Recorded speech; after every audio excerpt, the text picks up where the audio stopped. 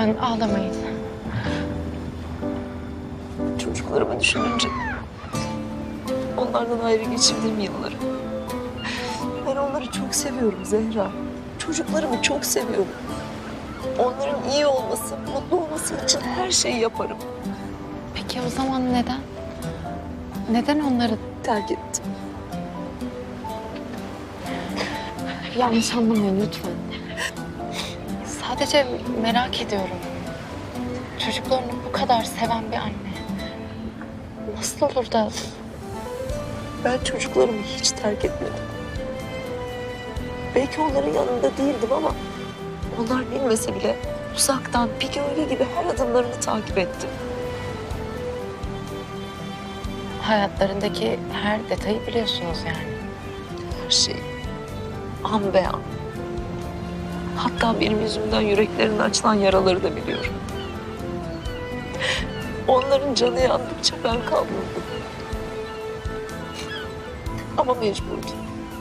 Ben gitmeye mecburdum Zehra. Onların iyiliği için. Seslerine, kokularına hasret kalma pahasına yaptım bunu. Başka çarem yoktu. Anlıyorum. Ama sizi mecbur bırakan şey neydi? Yani eşinizle yaşadığınız bir problem falan mı? Hayır, asla. Benim eşimle hiçbir sorunum yoktu. Biz birbirimizi çok seviyorduk.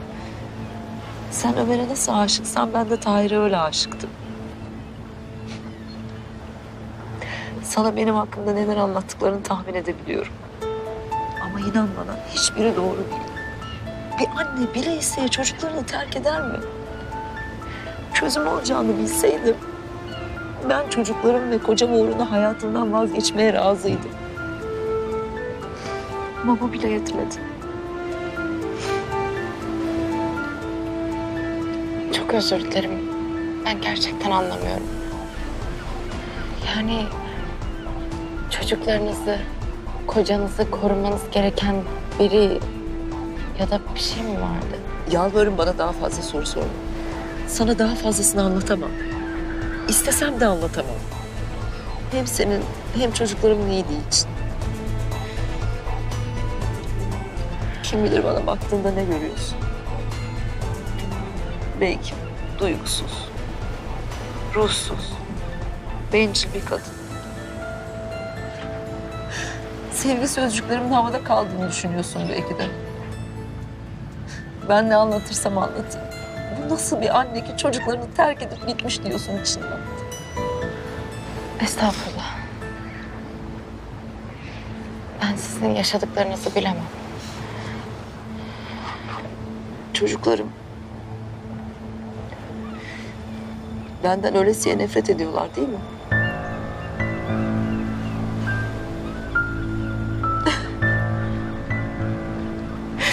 Ben bunun için yavrularımı suçlayamam. Hiçbir zaman suçlamadım zaten. Onların yerinde hangi çocuk olsa aynı şeyi hissederdim.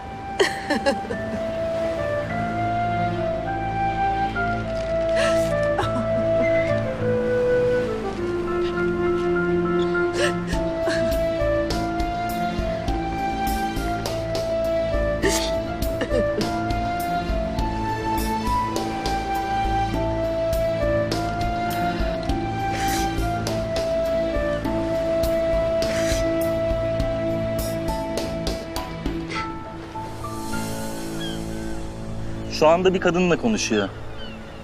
Evet, bayağı oldu. Maalesef ne konuştuklarını duyamıyorum.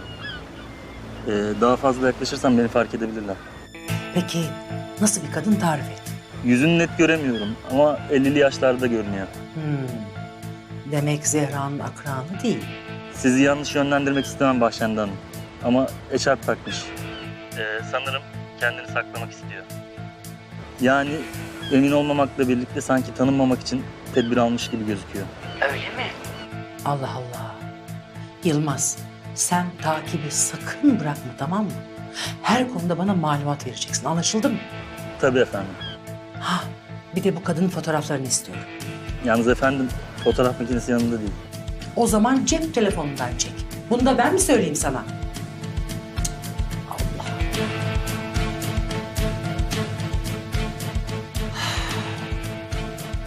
Ne işler çeviriyorsun Zehra Hanım?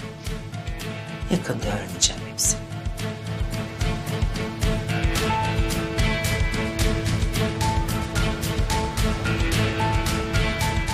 Şimdi daha iyisiniz değil mi? Evet, daha iyi. Sakıncası yoksa bir şey daha sorabilir miyim? Bunca yıl çocuklarınızı uzaktan izlemişsiniz. Ama neden tam boşanacağımız gün ortaya çıktınız? Benim yüzümden oğlumun hayatı ikinci kez mahvolsun istemedim. Ömer seni çok seviyor. Ve sen onun için büyük bir şansın. Bu şansı kaybetmesine göz yumamazdı. Nereden biliyorsunuz? Daha önce söyledim ya. Çocuklarımın yanında değildim belki ama ben onları hiç terk etmedim. Hem birinin bana bunu söylemesine gerek yok inan. Ben oğlumun gülüşünden, duruşundan, bakışından anladım seni çok sevdiğini. Hayatta ilk kez birini sevdiğini anladım. Asıl bilmen gereken sana olan aşkına ve sevgisine rağmen bu evlilik bitme noktasına gelmişse ve bunun sorumlusu benim oğlumsa bu Ömer'in değil benim vebalimdir. Ömer'in hiçbir suçu yok. Hiçbir günahı yok Zehra. Ömer'in masum.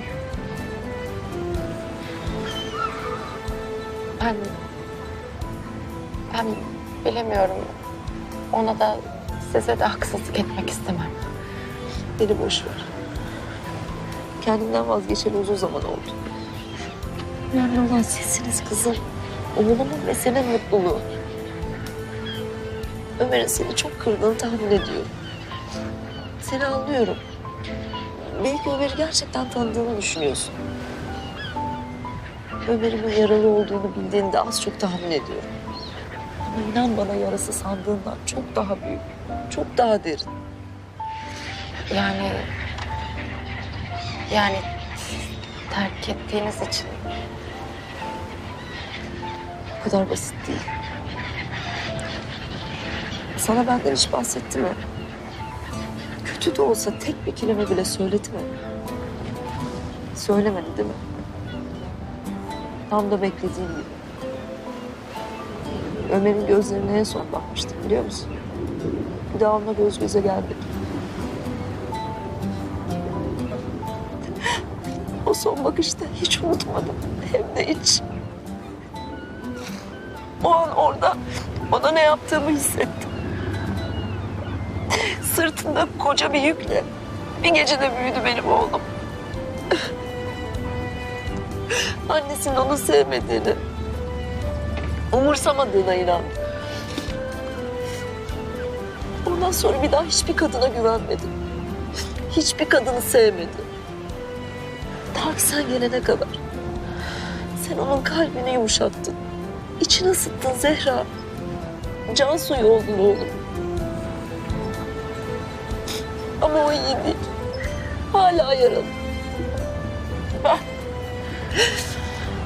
Ben hayatım boyunca o yarayla yaşasın istemiyorum.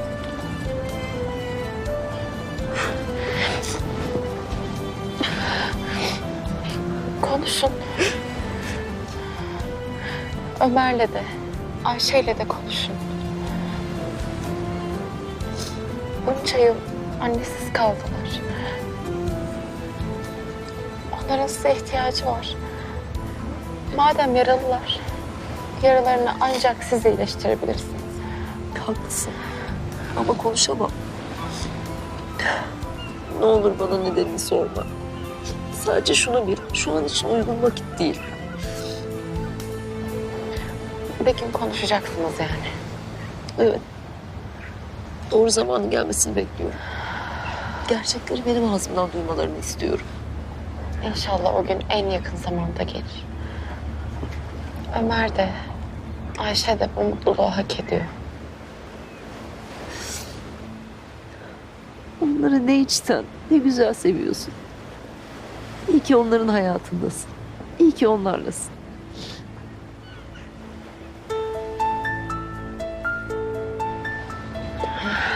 Benim artık gitmem gerek.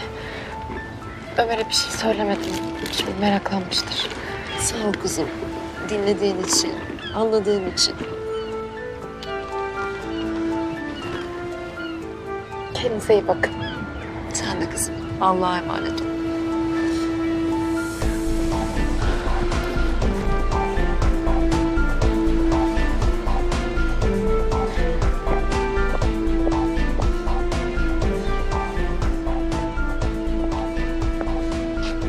Jülde Hanım. Gitme vakti değil mi? Evet. Geç kalıp sorun yaşamayalım. Haklısın.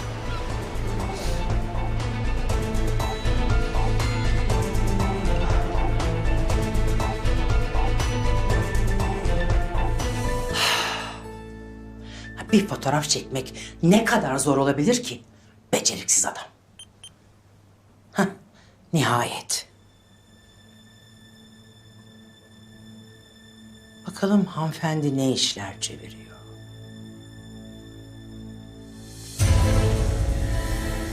Ama... Ama bu...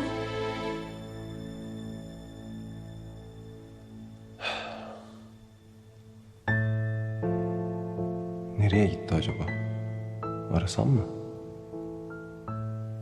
İsteseydi nereye gittiğini söylerdim.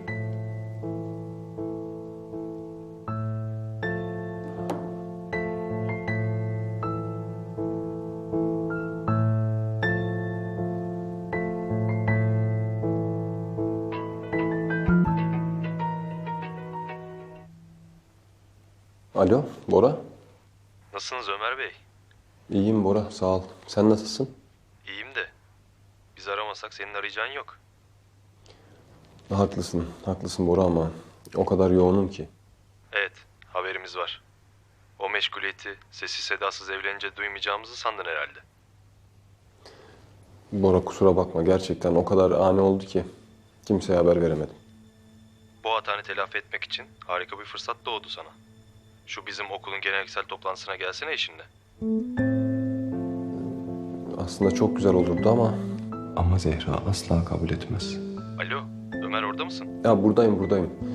Çok isterdim Bora ama yani mümkün değil. Hadi geçen sene evleniyordun. Bu sene bahanen ne? Bora, gerçekten mümkün görünmüyor. Yani sen arkadaşlara selam söylersin. Başka bir zaman görüşürüz. Peki öyleyse haberleşiriz. Hoşça kal. Hoşça kal.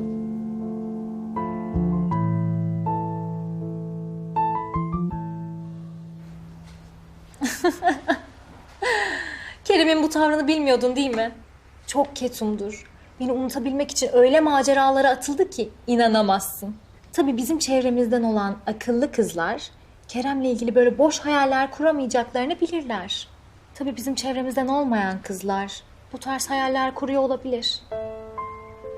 Tabii onlar da Kerem'le aramızdaki bu güçlü bağı bilmedikleri için.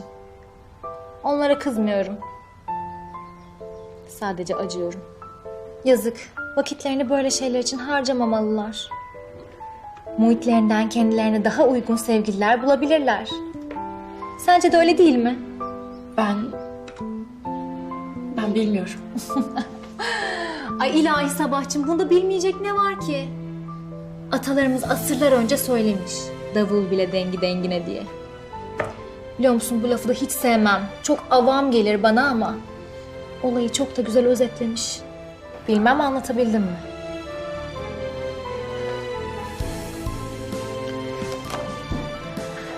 Sabah canım, iyi misin sen? Hasta falan değilsin değil mi? Ay yoksa moralin mi bozuk? Ah tabii ya. Canım sen üzerine falan alınmadın değil mi? Benim biraz çalışmam lazım, işlerim var. İstersen sen burada oturabilirsin. Hay Allah, çok üzüldüm bak şimdi. Hem uzun zamandır böyle güzel bir sohbet etmemiştin. Ne güzel konuşuyorduk. İyi geldin. Rahatlamana sevindim.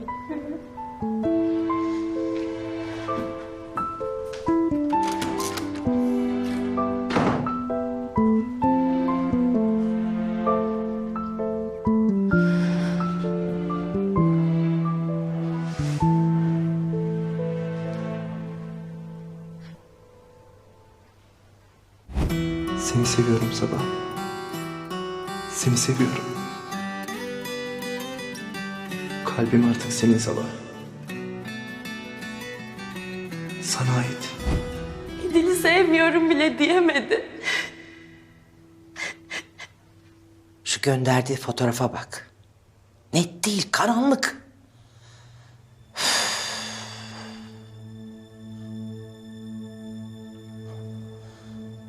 Nihayet gelebildi.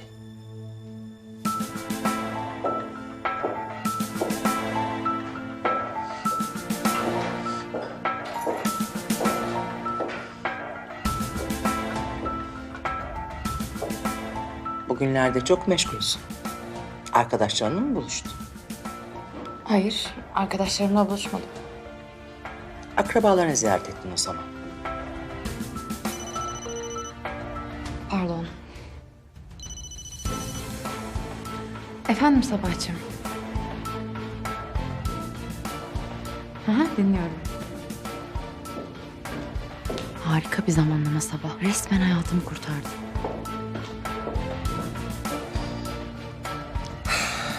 Kim bu kadın? Kim?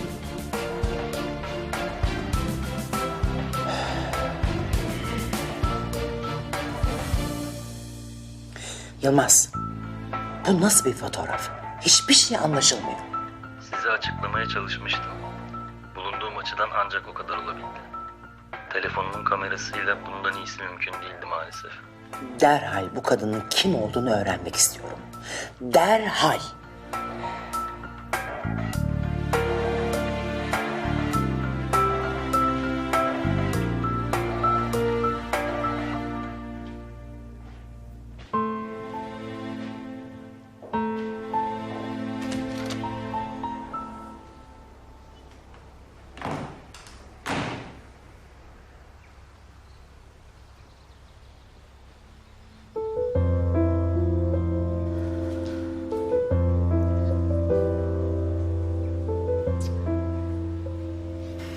Bunun ne işi var burada ya?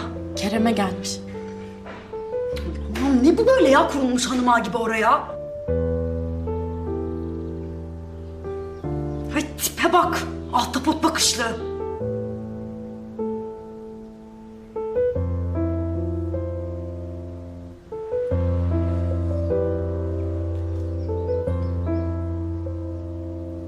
Senin neyin var? Bir şeyim yok. Bana bak. Bir şey mi dedi bu ahtapot bakışlı sana? Demedi. Bak bir şey söylediyse söyle, gideyim vereyim ağzına payını. Canan, lütfen.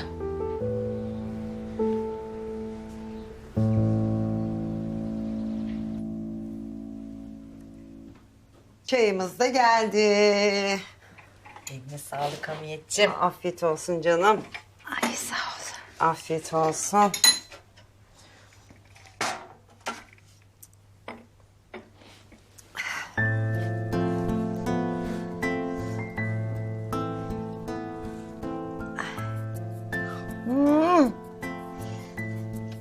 Sıcacık.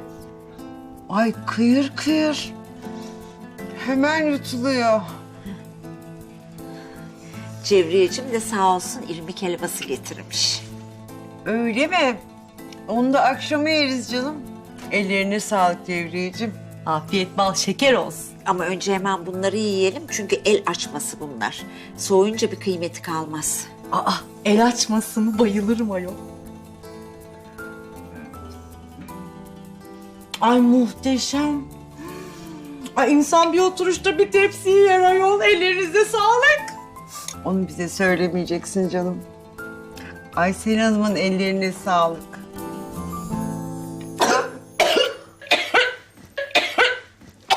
Ay. Ay helal helal. Yandım. Dur su getireyim. Geçti. Otur. İyisin değil mi? Börek biraz yağlı olmuş. Yutamadım, çöktü buraya. Beğenmedin mi yani?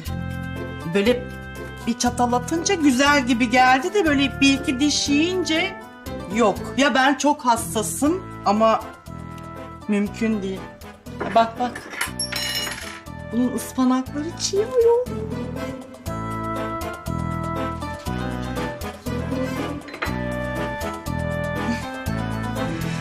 Öyle.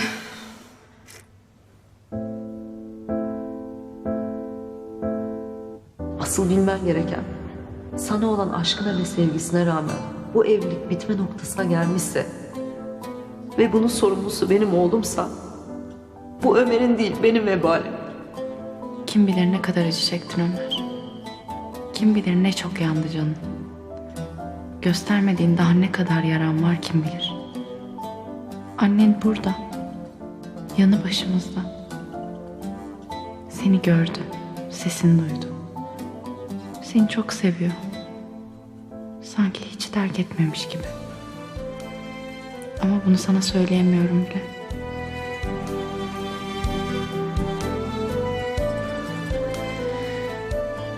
Annen burada Ömer.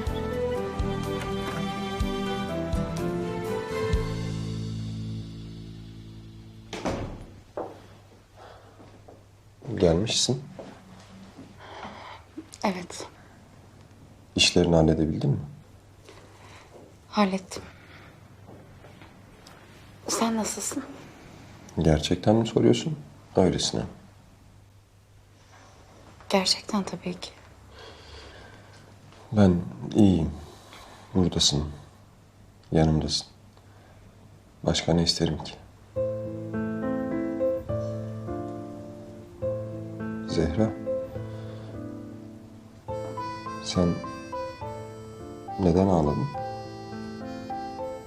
Söylemeyecek misin?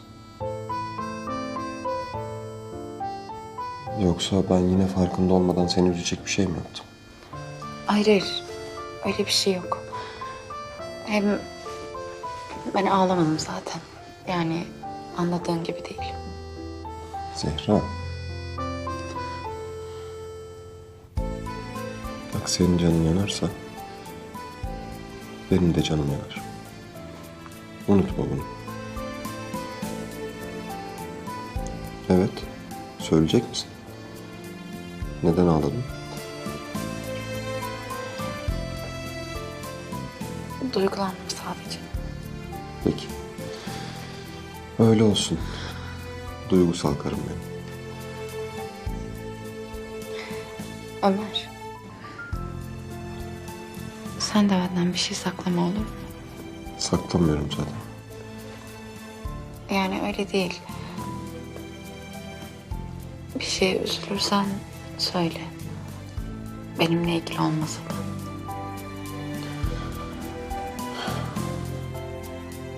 Benim senden başka söyleyecek kimsem yok ki zaten.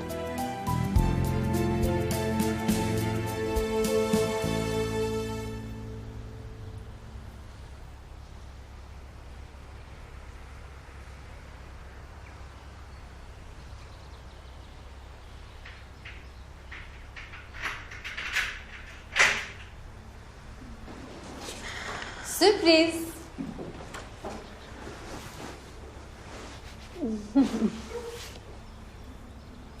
Beklemiyordum seni.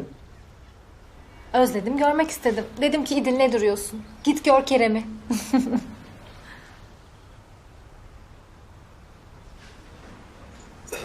İyi. Ya buraya nasıl girdim diyeceğim ama Hah, sen yokken Sabah'la sohbet ettik biraz. Aradaki kapıyı keşfetmem de uzun sürmedi. Çok tatlı kız. Çok sevdim. öyledir.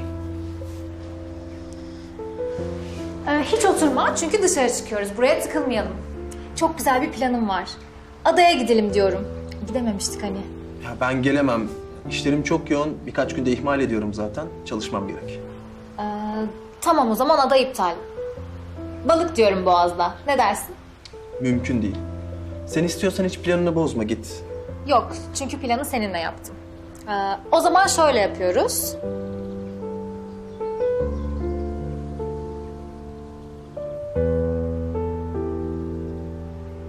Sen işini bitiriyorsun.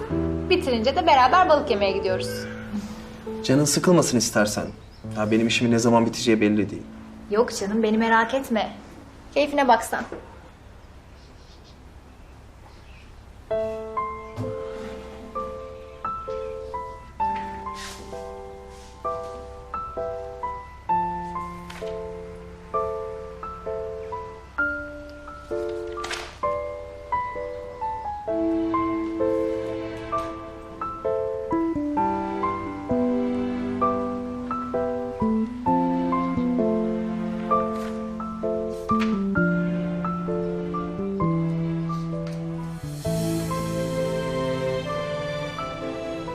Canan, biz bir şeyler yapalım. Yani çalışalım biz.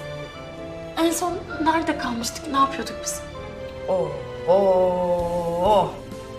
Senin kafa dağıldı iyice. Benimki dağıldı madem, seninki toplu kalsın. Hadi çalışalım biz. Başka bir şey konuşmak istemiyorum. Çalışalım çalışmasına da Kerem'in de olması gereken bir yerdeyiz. Ya bak biz yapacağımızı yaptık sonuçta. Sabah bak ne diyeceğim. Biz yan tarafa gidelim orada çalışalım. Yok. Canan istemiyorum. Bak hata yapıyorsun Sabah. O ahtapot bakışlı kız yüzünden... Canan. Vallahi istesen de istemesen de gideceğiz. İş bu. Çalışmak zorundayız. Tamam. Doğru, haklısın. İşimizi yapmak zorundayız. O zaman sen dosyaları al, Kerem'in yanına git. Yani siz halledin. Sen işe hakimsin zaten. Bak şimdi ya. Kızım ben ne diyorum, sen ne diyorsun ya? Canan, bir kere de itiraz etme lütfen ya. Şu an orada olmak istemiyorum. Hay tamam. Tamam ben gideceğim. İnşallah ağzından saçma sapan bir kelime çıkar da. Ben de sapıyla beraber onun ağzına tıkayıveririm şu ahtapot suratlının. Hadi Canan, hadi. Benden günah gitti. Ver şu dosyayı bana.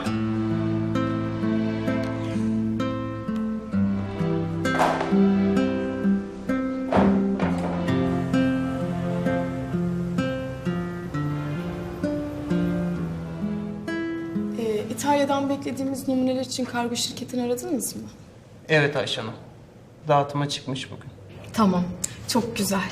Geldiğinde haber verir misiniz? Zehra Hanım'ın fikrini almak için eve götüreceğim de. Tabii ki. Koray, Efendim?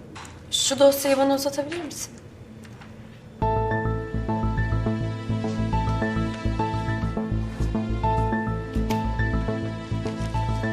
Teşekkürler. Rica ederim. Koray, baksana şuna. Bak, bu fiyat listesi için ne düşünüyorsun? Yani yeni bir fiyat listesi çıkarmak. Yani bence fena değil ama bir araştırma yapılır yani. Tekrar geçeriz. Daha düşük bütçeli olan şirketlerle konuşalım.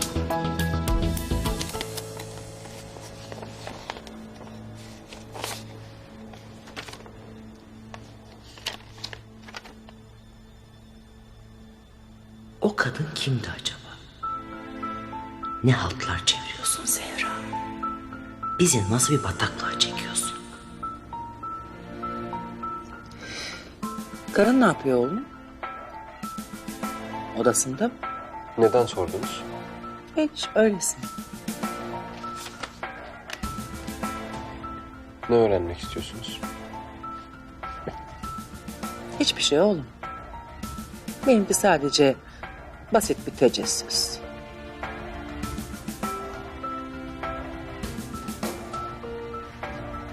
Afiyet olsun. Hoş geldin.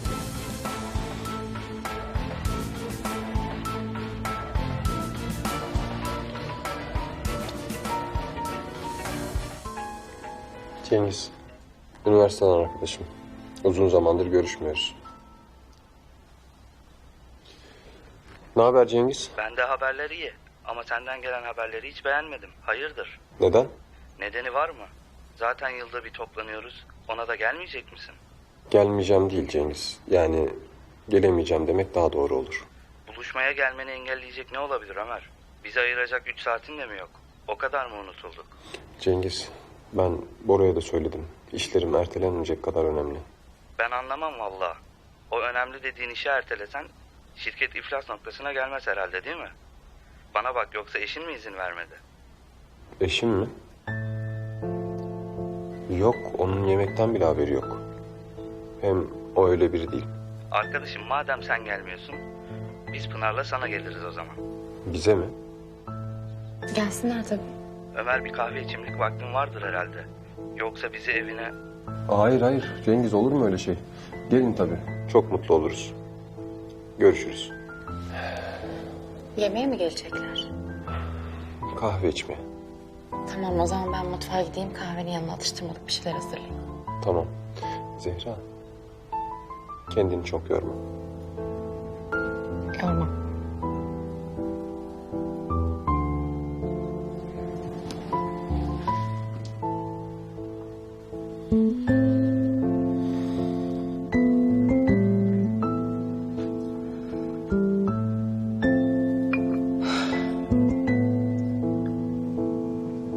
Logo konusunda karar verdikten sonra antetli kağıt ve zarflar için matbaaya sipariş verilecek. Ha bu arada kartvizitleri unutmayalım. Pazar araştırmasından gelen ön bilgileri de değerlendirelim. Oradan çıkan sonuçlar işimizi kolaylaştırabilir. İlk gelen verileri o zaman ben rapor haline getiririm. Sevinirim Koray.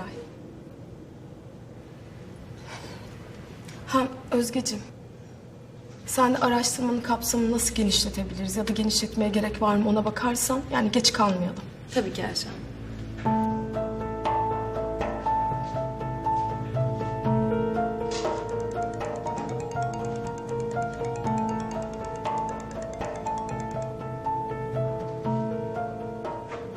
Özge, açmayacak mısın?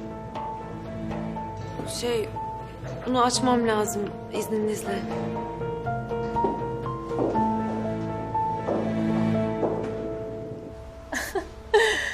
Ay Kerem şuna baksana, lise fotoğrafımızı buldum. Bunu nereden buldun? Emre'den istemiştim. İstifçidir bilirsin. Ya şuna bak ne kadar tatlıyız. Lise 1'di sanırım değil mi?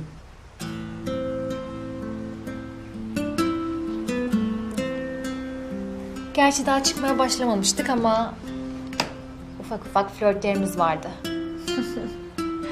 Gerçi bir tek biz farkında değildik. Çünkü sevgili olduğumuzu söyleyince kimse şaşırmamıştı. Hatırlayamadım ben. Kerem, sen bu konuları konuşmak mı istemiyorsun? İdil. Geçmişi konuşmanın bir anlamı yok.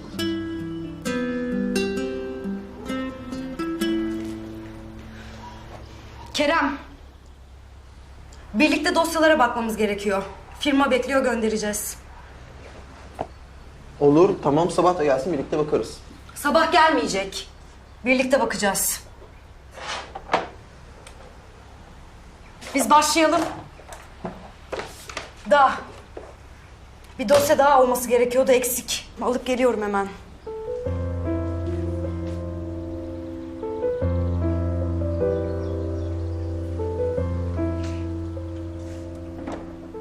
Niye böyle davranıyor ki? Canım üstüne gitme istersen kızın. Yorgundur belki. Çalışmak istemiyordur. Ben bir sabahla konuşayım. Kerem ben gördüm. Gerçekten çok yorgundu. Zorlama istersen. Hı?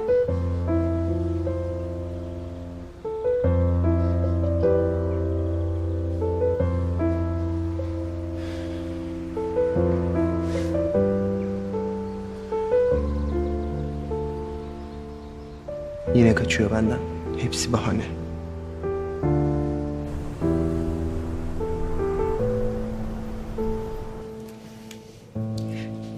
Neden iş saatleri içerisinde arıyorsunuz? Riskli olduğunu söylemiştim. Hayır, mesaj da atmayın. Birisi görebilir.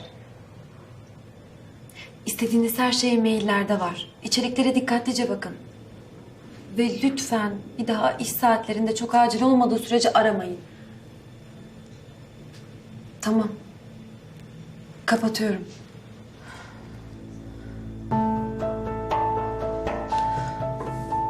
Sen ne zaman geldin? Şimdi. Önemli olmasa çıkacaktım ama anlatmam lazım. Ne oldu? Anlatsana. İhale fizibilitelerindeki mali açıktan haberin var mı? Yo. Nihat Bey'e gidecek dosyaya bakarken gördüm. İyi ki de fark etmişim. Yoksa altından kalkamazdık. Hata çığ gibi büyürdü. Pek önemli bir şey olduğunu sanmıyorum. Varsa da düzeltirim. Baksan çok iyi olur. Dosyalar Selim masasının üstünde. Ha Koray. Bu akşam bir planın var mı? Kahve içelim, sohbet ederiz. Akşam programım var.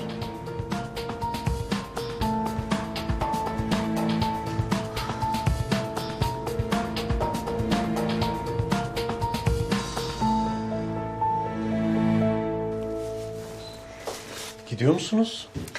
Vakitlice gideyim ben Salim Beyciğim. Yemeğe kalsaydınız. Yok, ben anca daha yediklerimi hazmediyorum. Ay vallahi biz de ısrar ettik kal diye ama illa gideceğim diye tutturdu. Bu saatte nereye gideceksiniz? Can'ı aradım ben, o gelir şimdi. Buyurun o zaman. Can gelene kadar ben size eşlik edeyim. Peki, çok teşekkür ederim, çok zarifsiniz. Hadi güle güle. Telefon çalıyor.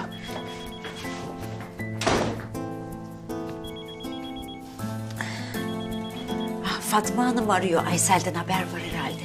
Ay aç. Ha, hoparlörü de aç, ben de duyayım. Alo. Alo Şükran Hanım, nasılsın, iyi misin? İyiyim Fatma Hanım. Siz nasılsınız? Allah'a şükür Şükran Hanım. İdare ediyoruz. Allah iyilik versin. Aysel'le konuştum da ona haber vereyim dedim. Ay iyi haber ver Fatma Hanım. Beni kırmamak için geldi sizinle tanışmaya. Evlenmeye hiç niyeti yok. Öyle mi? Ama ben bırakmadım yakasını. Çok ısrar ettim. Bir görüş ne kaybedersin dedim. Ama Nuh diyor, peygamber demiyor. En sonunda ben de kızdım. Eğer hatırım için gidip görüşmezsem vallahi hakkımı helal etmem dedim. Ancak öyle razı oldu. Oh iyi. Allah razı olsun Fatma Hanım sizden. Biz Salim'le konuşalım. Sizinle haberleşiriz tekrar. Hadi iyi günler. Hadi gözümüz aydın. Ay inşallah Şükran, inşallah. Ay, keşke Cevriye de duysaydı. Nasıl sevinirdi? Ya. Ay hadi bakalım.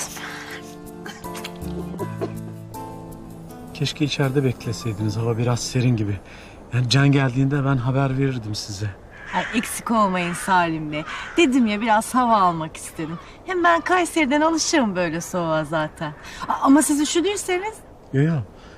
Ben böyle iyiyim. Sizin bu mahallenizi çok seviyorum ben, biliyor musunuz Salim Bey? Öyle mi? Bana doğup büyüdüğüm yerleri hatırlatıyor. Böyle müstakil evler, sıcak, cana yakın, misafirperver insanlar. Hah, Can da geldi. Buyurun Cevriye Hanım. Teşekkür ederim.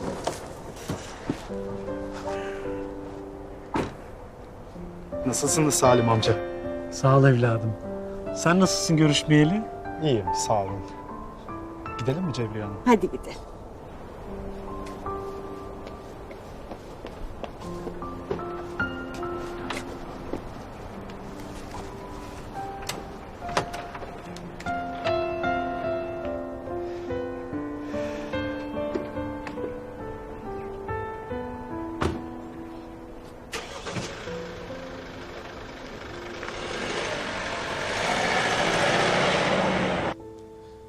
Yüzü gözükmüyor ki. Kim acaba bu kadın? Zehra'yla gizli gizli buluşmalar. Ömer'in haberi olmadığına göre. Hay Allah.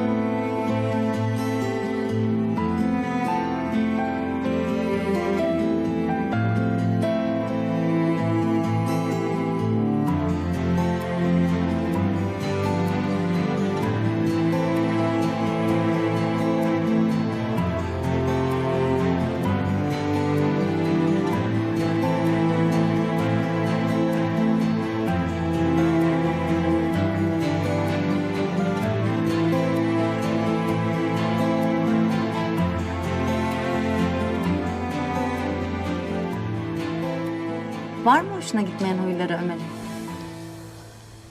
Benim için bir sakıncası yok. Söyleyebilirsin. Vay, özgüvene bak. Hem ben de öğrenmiş olurum. Benim için de fırsat var. Senin hoşuna gitmeyecek yanım olsun istemiyorum. Olmuş. Ömer olmuş. Kesinlikle. Evet Zehra, merak ediyoruz. Yok.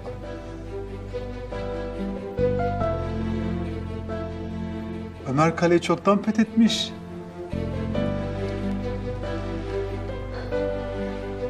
Aşığım.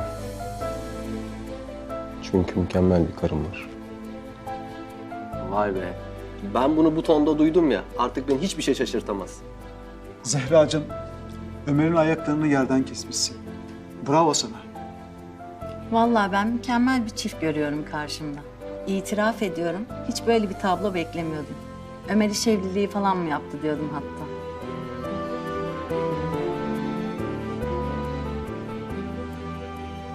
Zehracığım, Ömer senin kalbini nasıl çaldı merak ediyorum doğrusu.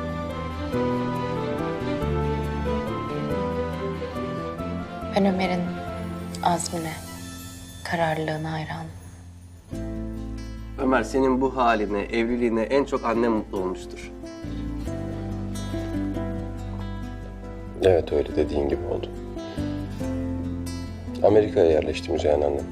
Ama ne kadar uzakta da olsa gözü üzerimizde.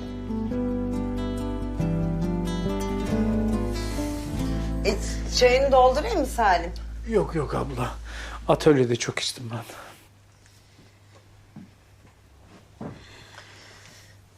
Salim, sana münasip gördüğümüz o bayan var ya, Aysel Hanım. Hakikaten çok düzgün, çok ahlaklı bir bayan. Ayrıca maşallah çok da güzel. Bugüne kadar bir sürü talibi çıkmış ama hiçbirine hey dememiş. Hatta görüşmemiş bile. Öyle mazbut, öyle kendi halinde bir kadın. Aysel Hanım'dan bugün haber geldi. Seninle görüşmeyi kabul etmiş. Değil mi abla? Hı hı. Ya siz bu konuya çok aklınızı taktınız. Aklınızı meşgul edecek başka bir şey bulun bence. Ya kadına da ayıp oluyor. Yani daha önce de söyledim, benim evlenmek gibi bir niyetim yok. Biz seni düşündüğümüz için... Biliyorum abla. Biliyorum, beni düşündüğünüz için bu işe kalkıştınız. Ama artık vazgeçin Allah aşkına. Yani temcit pilavı gibi pişirip önüme koymanız beni çok sıkıyor. Yani benim kararım kesin. Bu konunun kapanmasını istiyorum. Yani sabrım tükenecek, kalbinizi kıracağım diye korkuyorum.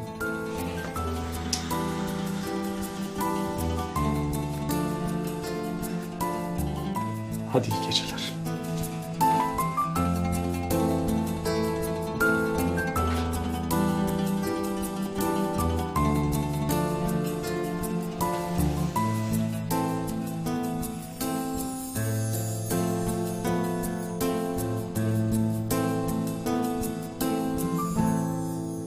Sen annenin adını ağzına bile almasan da o seni çok seviyor.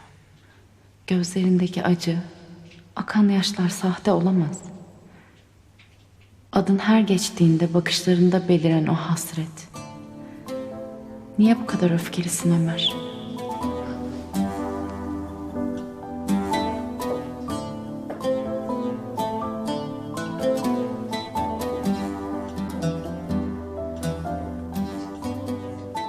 Keşke sen anlatsan yaşadıklarını bana.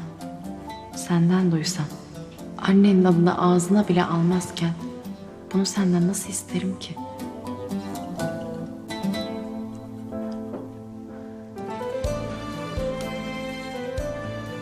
Jülide Hanım'la görüştüğümü Ömer bilse.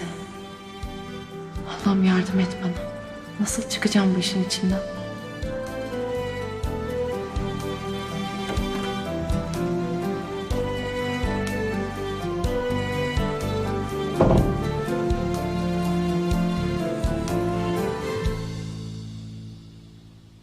Ben bu akşam için sana çok teşekkür ederim. Mutlu ettin beni. Ha, bu arada arkadaşlarım seni çok sevdi. Ben de onları sevdim. Çok cana yakınlar. Aslında ben seni daha önce tanıştıracaktım ama biliyorsun aramızda olanlar, yaşadıklarımız. Ama bundan sonra görüşürüz. Yani sen de istersen. Olabilir.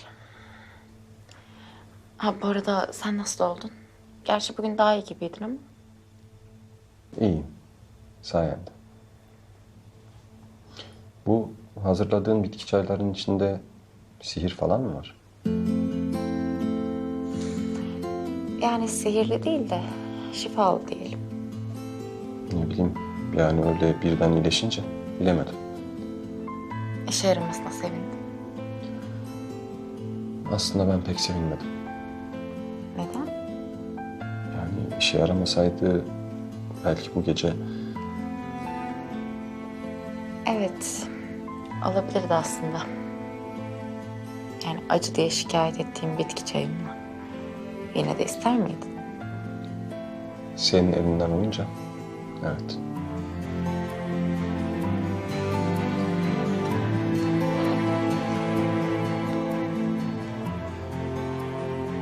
Yorucu bir gündü. Ben seni yalnız bırakayım. Dinlen biraz.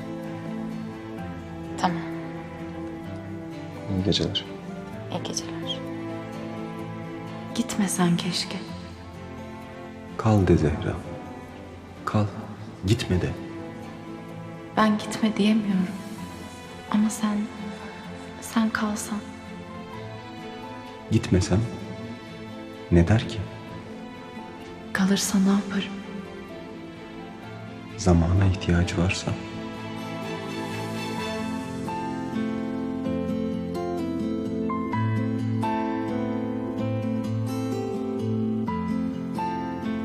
Ömer, Seni seviyorum Zehra.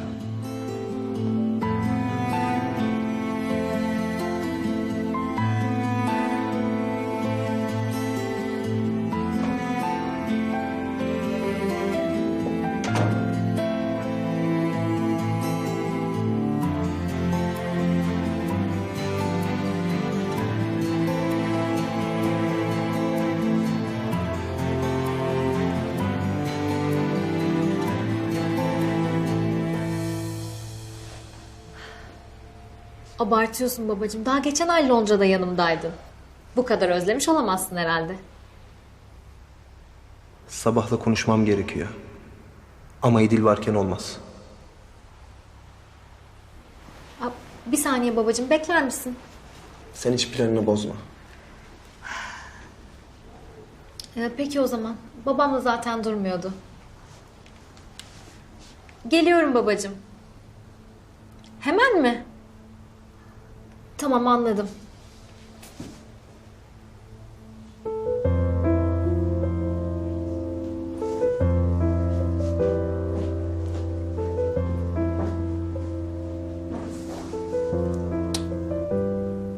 Aklım sende gidiyorum.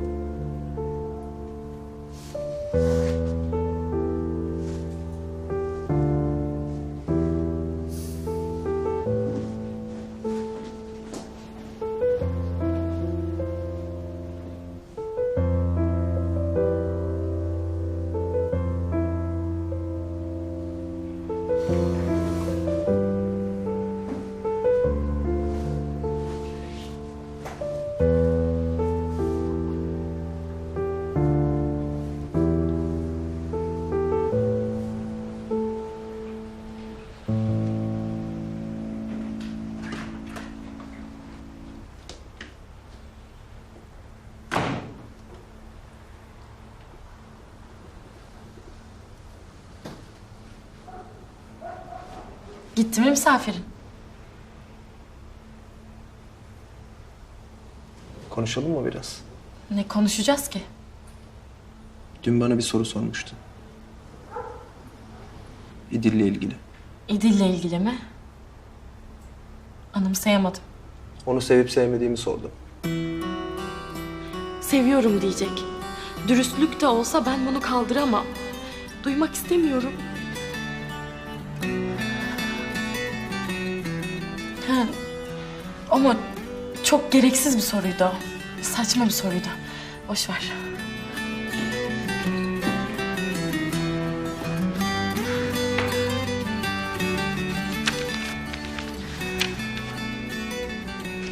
Kaçıyorsun yine.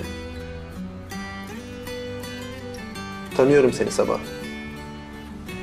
Kaçıyorsun. Dedim ya, çok gereksiz bir soruydu. Sabah.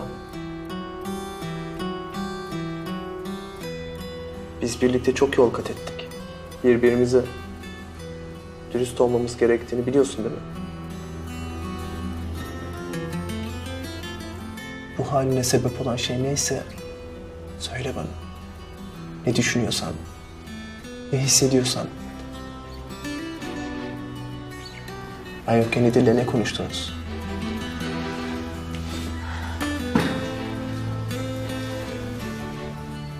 Gerçekten duymak istiyor musun? İstiyorum. Tamam o zaman.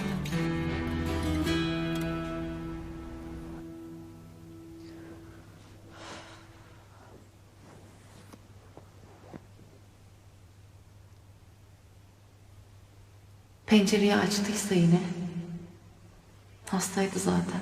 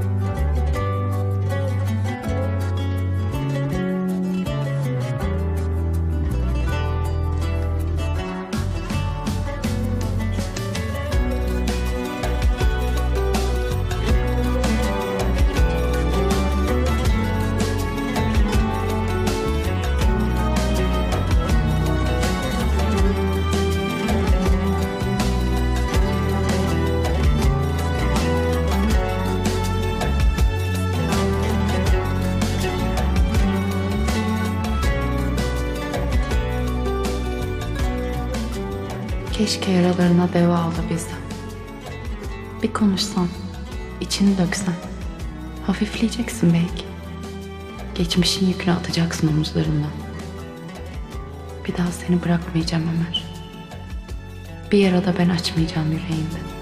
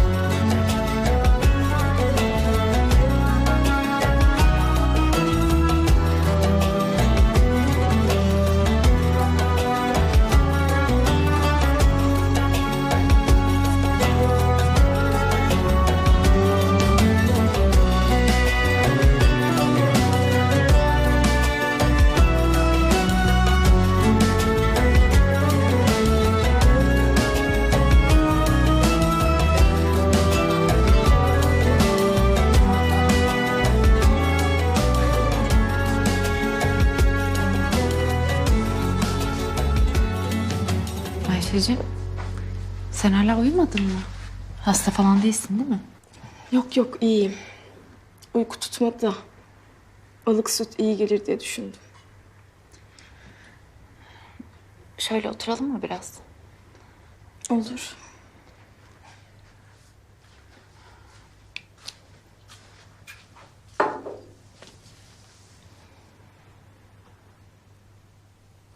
Abinle aranızda olanlar yüzünden mi uyuyamadın? Yani ben konuşup halletmişsinizdir diye umuyordum. Konuştuk, sorun yok. Merak etme. Sevindim. Zaten abimle bizim aramızda tatsızlık uzamaz. Ne o bana kıyabilir, ne de ben ona. Biliyorum. Böyle olması çok güzel.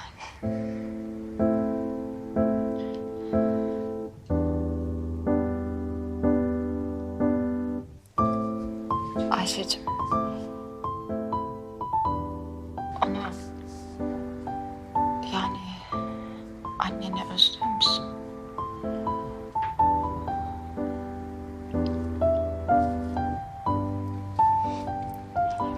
Özlemez miyim? Bugün bile hala kokusu burnumda.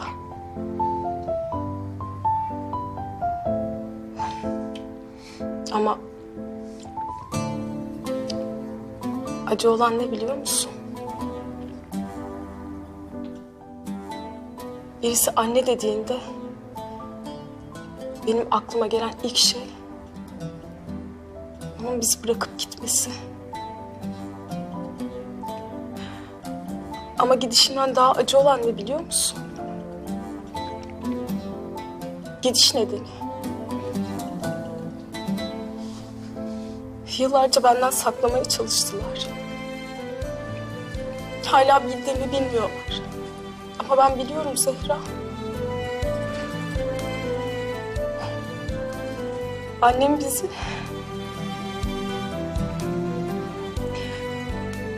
bir adam için terk etti. İşte en acı olanı bu. Bir annenin evlatlarını bir adam için terk etmesi.